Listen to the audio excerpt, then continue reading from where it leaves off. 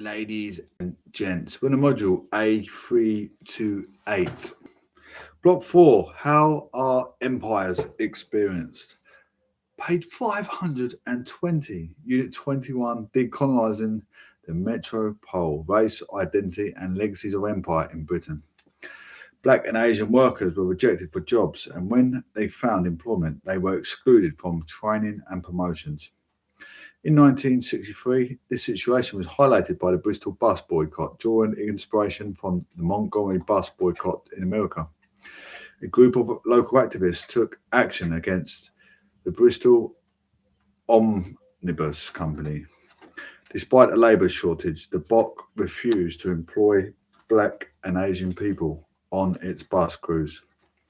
Although they were hired in lower positions such as canteen workers, it emerged that in 1955 the passenger group of the Transport and General Workers Union had passed a resolution banning black and Asian people as crew members for the BOC. The colour bar at the BOC was not a secret. In 1961, the Bristol Evening Post had run an expose on the issue. When Jamaica-born Enna Hackett was refused a job in 1962, despite being qualified, her husband, Ron, 1928-2022, formed an action group which eventually became known as the West India Development Council.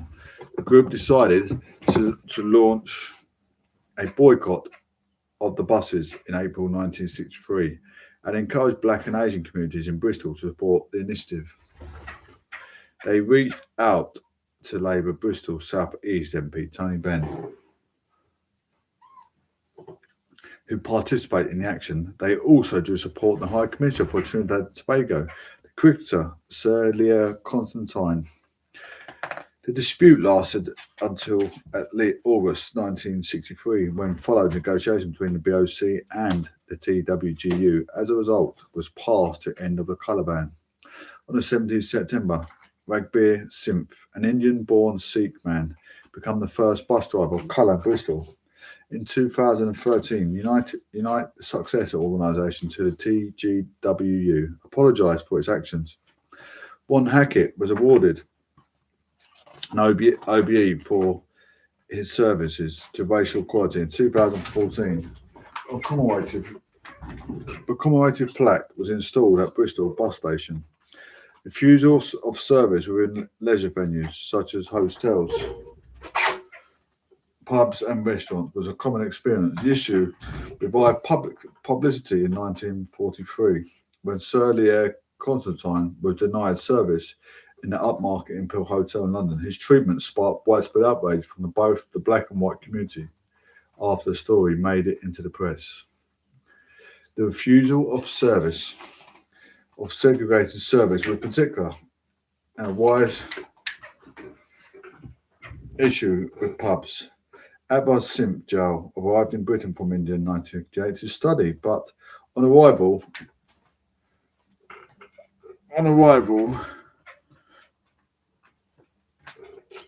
when Joel visited Wagon and Horse Pub, he was told Indian customers were allowed in the assembly rooms. Joel joined the Indian Workers' Association, IWA, and in partnership with left-wing students, they protested by arranging pub crawls, which highlighted discrimination. Evidence from these events was persecuted when the publishing license came up for renewal because licensing law prohibited landlords from turning away any specific class of people. Joel raised profile of the campaign by writing Smithwick's 1965. Smithwick has become notorious following the infamous race election slogan, which saw Conservative Peter Griffiths win a seat. Problems with housing, employment and social activities were experienced by a black and Asian group people.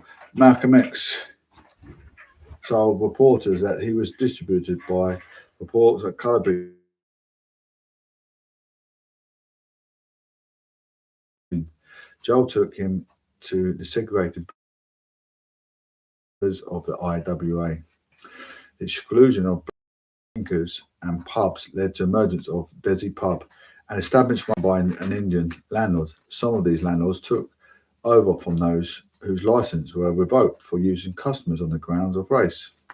In 2016, there were more than 50 Desi pubs in Black Country area, including the Blue Gates.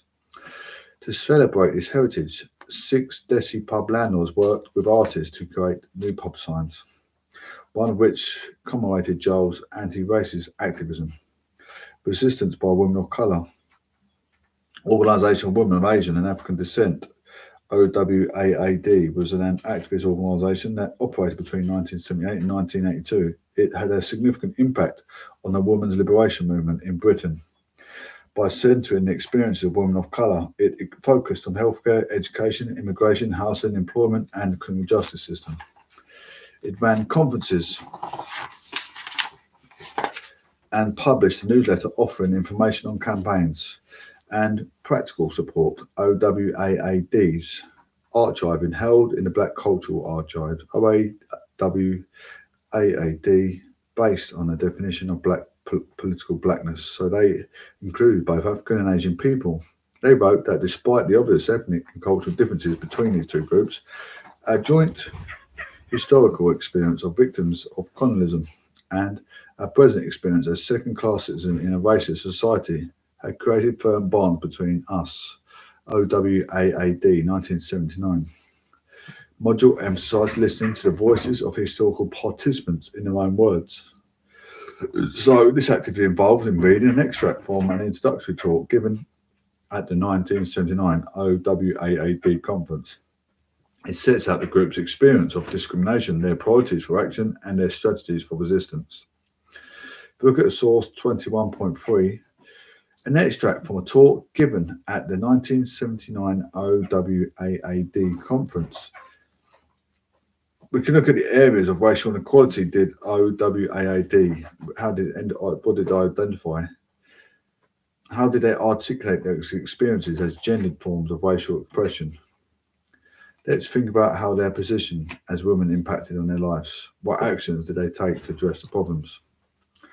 Where employment is concerned, we have been forced to take the lowest paid, least unionised jobs, with long hours often involve shift work. Appalling sweatshop conditions witness Grunwick and discrimination from both our employers and white workmates. We black women bear the burden of the appalling house conditions which black people are faced with since we maintain a home.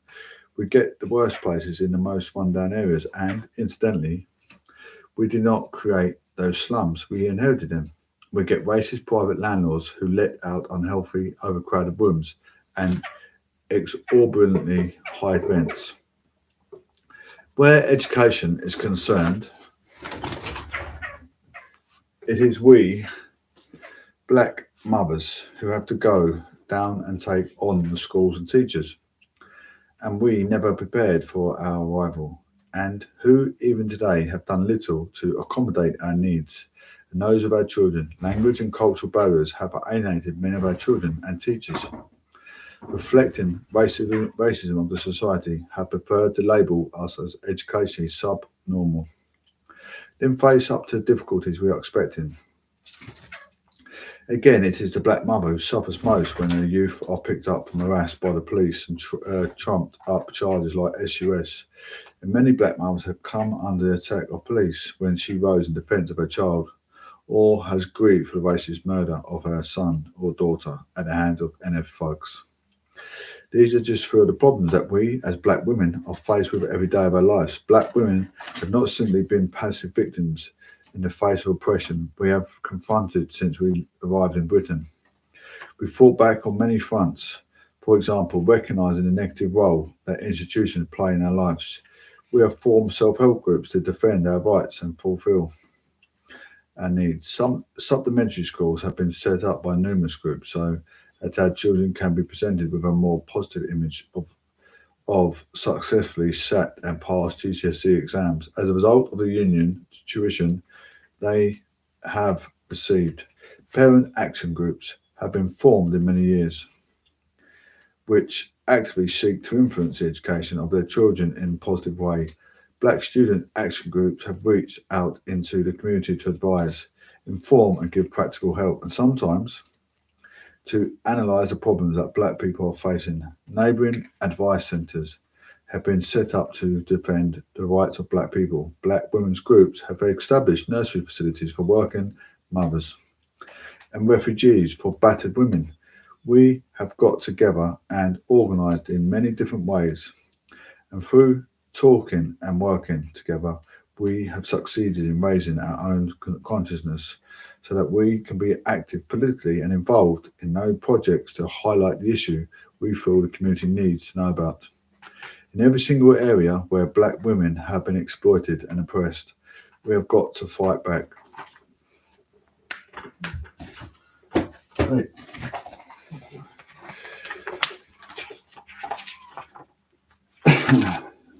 In the light for better housing, education, jobs, in the campaigns against police harassment, in the struggle for a better health service, and in the fight to defend ourselves against race attacks, black women have constantly been in the forefront, making our voices hard and demanding a better deal for ourselves and our children. We in OWAAD do not feel that it is necessary to justify our belief that black women have the right to organise separately and struggle together. Those who would argue that we are splitting the struggle of black people by getting together as women to deal with those issues which affect us should open their eyes. The very nature of our oppression, the very fact that it is racial and sexist and economic, makes it impossible for us to subscribe to the view that our men are responsible for the oppression that we face. For us to concentrate on our oppression as women and to ignore the colour of our skins and our low income economic status is a luxury that we have never been able to afford. In 1965, the Labour government passed the Race Relations Act. Activist groups like Campaign Against Racial Discrimination had pushed for action for some time. There were long discussions as to whether the act should impose criminal or civil penalties. In the end, it was decided to follow a model which had been used in American civil rights cases. A conciliatory body. The power of the Race Relations Board in Britain was limited. It was about full investigatory and enforcement powers which remained with the Attorney General.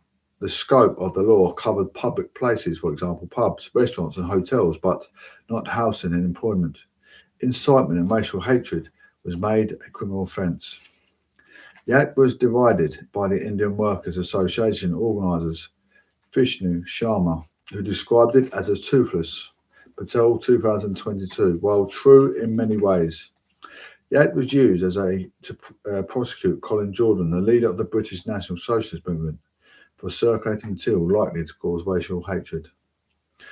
There followed several further attempts to legislate on the issue of race relations. In 1968, the Race Relations Act was amended as a counterbalance to the Racist Commonwealth Immigrants Act, which was passed the same year. Its scope was extended to make it legal to refuse housing, employment, or public services to a person on the grounds of colour, race, ethnic, or national origins. A further expansion of the law came in 1976 with a recognition of the impact of indirect discrimination. It set up the Commission for Racial Equality, which became the Equality and Human Rights Commission after the Equality Act 2006. There have been numerous government reports on race equality. In the wake of Brixton uprising of 1981, when tension resulting from the over-policing of the black community led to widespread unrest. The Scarman report was published. It criticised racial discrimination but fell short of recognising institutional racism. Following the inadequate investigation into the murder of black teenager Stephen Lawrence, the McPherson report in 1999 condemned the police in these terms.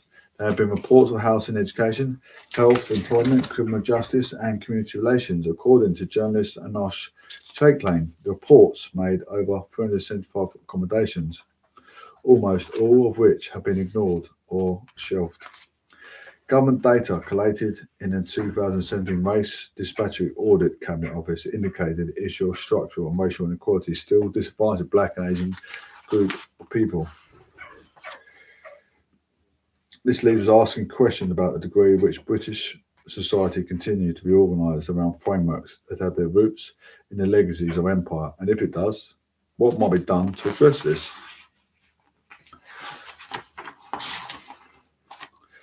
Activity discussion. Lammy rejects the idea of the post-war Windrush movement. Is the point at which history from the Caribbean become British. He argues that the history of slavery and empire is what created British subjecthood for Caribbean people. The British Empire imposed a sense of Britishness on its territories and happy for those subjects of empire to serve the mother country through bondage and in freedom for slavery to both world wars and beyond. These were pivotal moments in the nation's story, and Caribbean people were part of the national narrative for centuries. By bringing the history of empire and nation into the same framework, Lamy constructs Britain as a multi-ethnic country whose claims to belonging stem from historic connection regardless of skin colour. Get in your cage. Now, right. The British Library is a national institution whose expedition space draws on its own collection. The collection is made up of material deemed important to preserve for the nation. The presence in its collection of documents, images, or history and other archival material related to the Windrush generation is indicative of the importance of its history to the national story. The exhibition commemorated the 70th anniversary of the arrival of the Empire of Windrush, choosing which events in the nation's history. OWAAD highlighted employment, housing, education, healthcare, policing, and racist violence as areas where they faced discrimination. OWAAD made it clear that they suffered from oppression based on race, class, and gender. They argued that these characteristics and the way they interested should be considered to adequately identify and address their problems. The issues that they face a dimension that they highlighted areas traditionally associated with domestic realm, for example, home and childcare. They organised to help with nurseries, education, domestic violence, which reflected their needs as women and mothers they did not want to seem as passive. Language associated with sexist ideas about women's capabilities and natural temperament insisted they emphasised their ability to fight back. OWAAD rejected the idea that the institution of the state would provide what they needed and instead turned to self-help as a form of community organising. They set up the supplementary schools and parent pressure groups to improve educational standards for their children. They used knowledge from within their community, students to access advice and information to help them improve their situations. They offered practical support to women so that they could manage the demands of working and family life made harder by society they viewed as hostile and exclusionary.